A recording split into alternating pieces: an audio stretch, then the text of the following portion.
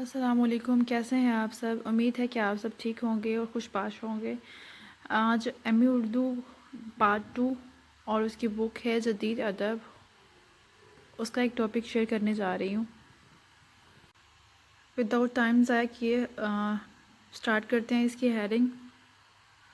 فراغ گورکھپوری، حالات زندگی، تصانیف۔ فراغ کی شاعری پر دوسرے شاعراء کا اثر۔ فراغ کی اشقیہ شاعری، وصل و ہجر، درد غم کے عناصر، محبوب کو یاد کرنے اور بھلانے کا عمل۔ فراغ کی شاعری میں محبوب کا تصور، عشق کی بے کسی کا شاعرانہ اظہار، غم و الم کا عنصر۔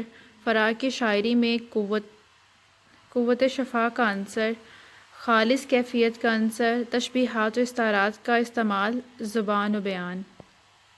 گورکھپوری، حالات زندگی۔ فراغ گورکھپوری کا اصلی نام راکھوپتی سہائی اور تخلص فراغ رکھتے تھے۔ ان کی پیدائش 28 اگست 1896 کو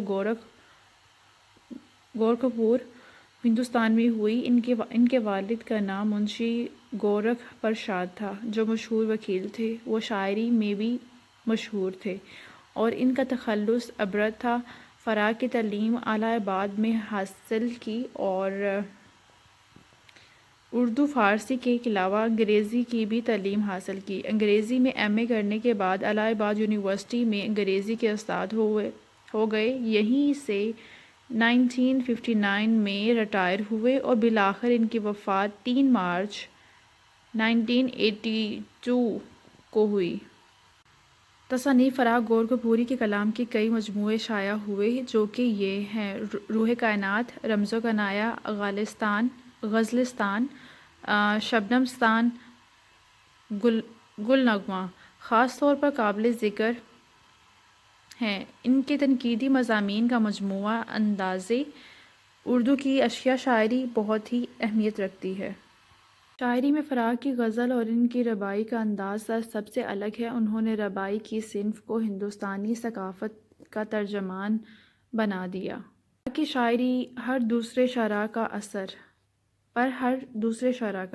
فراغ نے بھی ہر شاعر کی طرح اپنے عہد سے قبل شاعراء کی تقلید کی۔ فراغ میر، مصحفی اور مومن کے رنگ میں شعر کہتے ہیں۔ انہیں جو آواز پسند آئی اسی کو اپنا لیا اور اسی سے فیض اٹھایا۔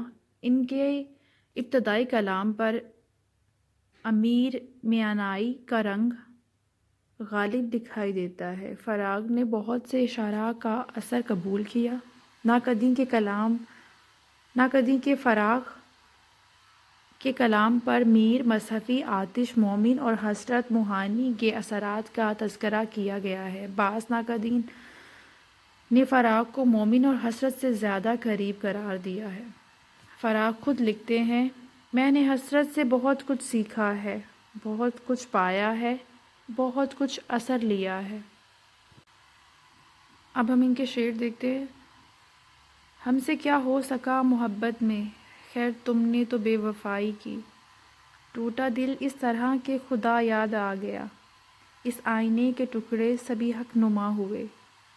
فراغ کی اشقیہ شاعری: فراغ غزل کے اہم اور توانا شاعر ہیں۔ غزل ایک ایسا درخت ہے جو عشق کی جڑوں کے سہارے کھڑا دکھائی دیتا ہے۔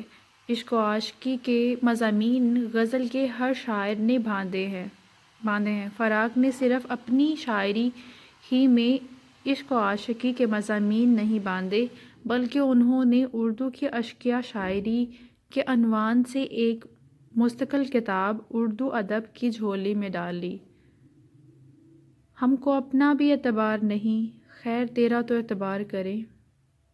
ذرا وصل کے بعد آئینہ تو دیکھ اے دوست، تیرے جمال کی دوشیزگی نکھر آئی۔ وصل و ہجر، درد غم کے عناصر۔ وصل عاشق کے لیے خوشی اور مسرت کا باعث بنتا ہے جبکہ ہجر غم و اندوہ سے دوچار کرتا ہے۔ فراغ ایک ایسا شاعر ہے، ان کے لیے وصل، ہجر، اندوہ بھی سنبھلے رہو کہ دن ہے فراغ، رات بھر بے قرار ہو لینا۔ دیکھ رفتارِ انقلاب فراق، کتنی آہستہ اور کتنی تیز۔ وصل ہجر اندوگے اور غم امیز ہو جاتے ہیں، ان کے ہاں وصل فراق یکساں ہیں۔ ان کے لیے وصل اور ہجر دونوں یکساں ہیں۔ محبوب کو پا کر بھی فراق کے آنسو نکل آتے ہیں، محبوب کا ستم سکون کا باعث بنتا ہے اور ان کا گرم باعث غم بھی ہوتا ہے، ان کا کرم باعث غم بھی ہوتا ہے۔ ان شارٹ ہے کہ وصل اور ہجر ان کے لیے یکساں ہیں، کیسے وہ محبوب کو پا کر بھی رونا شروع کر دیتے ہیں اور ان کے آنسو آنا شروع ہو جاتے ہیں، اور دوسرا محبوب کا ستم ان کے لیے کبھی کبھی باعث سکون ہوتا ہے، اور اگر وہ کرم کرتا ہے تو اس سے بھی وہ غم میں مبتلا ہو جاتے ہیں۔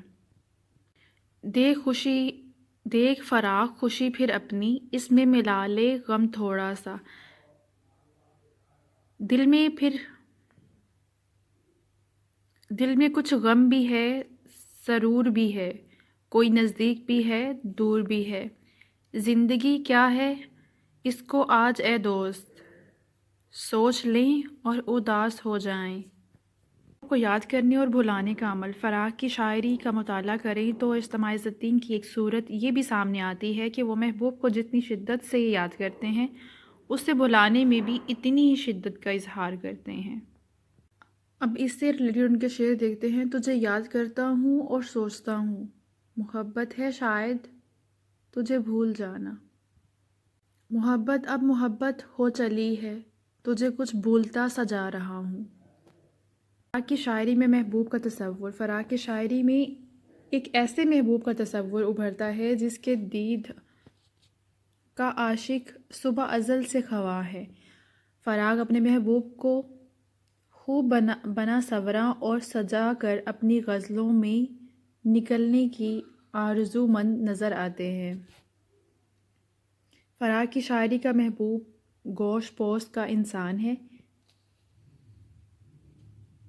محبوب خوش جمال اور خوش خرم ہے۔ فراق کے ذہن میں حسن کا ایک ایسا خیالی اور مثالی پیکر موجود ہے جو اپنے ہونٹوں، آنکھوں، گیسوؤں اور چال ڈھال سے اپنے عاشق پر قیامت ڈھاتا ہے۔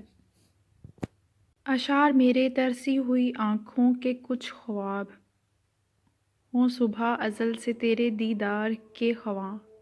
عاشق کی بے کسی کا شاعرانہ اظہار۔ فراق کی شاعرانہ خصوصیات کا جائزہ لیا جائے تو ان میں سے ایک خصوصیت عاشق کی بے بسی، بے کسی اور تنہائی بھی ہے۔ محبوب عاشق پر نگاہ لطف ڈالتا ہے لیکن عاشق کی بے کسی مٹتی نظر نہیں آتی۔ فراق نے عاشق کی اس کیفیت کا ایسا شاعرانہ اظہار کیا ہے کہ دوسرے شاعراء کے ہاں اس کیفیت کا اظہار اس انداز میں کم از کم نہیں ملتا۔ ازل سے جو نہ مٹ سکی وہ بے کسی تھی عاشق کی، تیری نگاہ لطف نے ہزار آسرا دیا۔ علم کا عنصر فراق کی شاعری میں ایک ایسا عاشق کی تصویر ابھرتی ہے، ایک ایسے عاشق کی تصویر ابھرتی ہے جو محبوب کے حسن و جمال کے دید کو ترسا ہے۔ اس کی ترستی ہوئی آنکھوں میں کچھ خواب جھلکتے ہیں، لیکن جب یہ خواب حقیقت میں تبدیل نہ ہو سکے اور وصال کے سپنے بکھر گئے تو عاشق کے حصے میں درد و غم ہی رہا۔ شاعری میں قوت شفا کا عنصر۔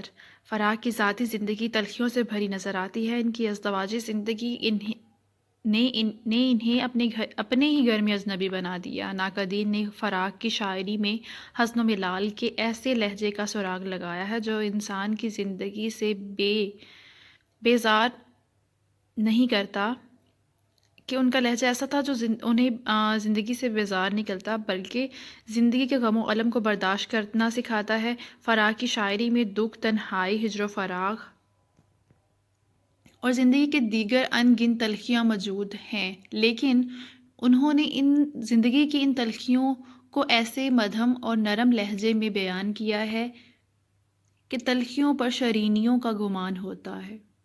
محمد حسن عسکری فراق نے اردو شاعری کو ایک نیا عاشق دیا ہے۔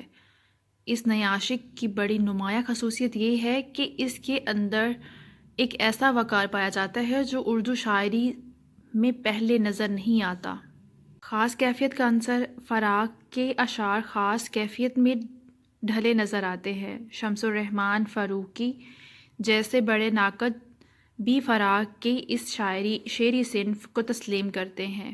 وہ ان کے بارے میں لکھتے ہیں، فراق صاحب کی غزل میں کیفیت کا عنصر نمایاں ہے۔